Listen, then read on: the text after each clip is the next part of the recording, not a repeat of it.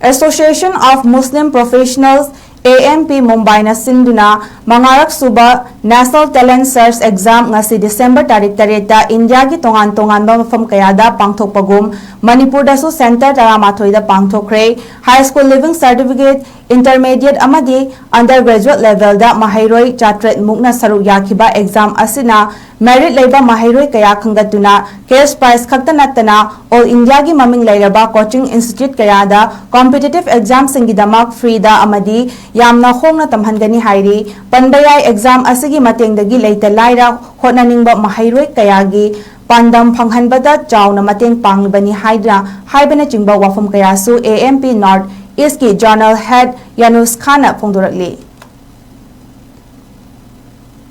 Association of Muslim Professional AMP Mumbai nasinba aikogi National Talent Search Exam asi aikoi India ki atop state sing da pangthokpagumna Manipur da su ngasi center tara mathoida aikoina di pangthokhi masida maruoina aikoina category ahum thokna haibadi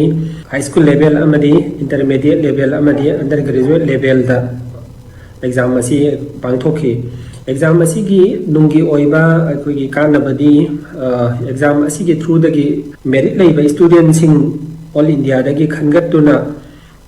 aikoina NEET IITG UPSC NDA CA exams na singba preparation tawbada free amadi yamna hongna tamhanduna merit leiba leita lairaba student singbu makhoi gi pandam phanghanbada saunu mateng pangba asini adi exam asi aikoi Manipur da su Association of Muslim Professional gi executive members singi miyeng makhada pangthokhibani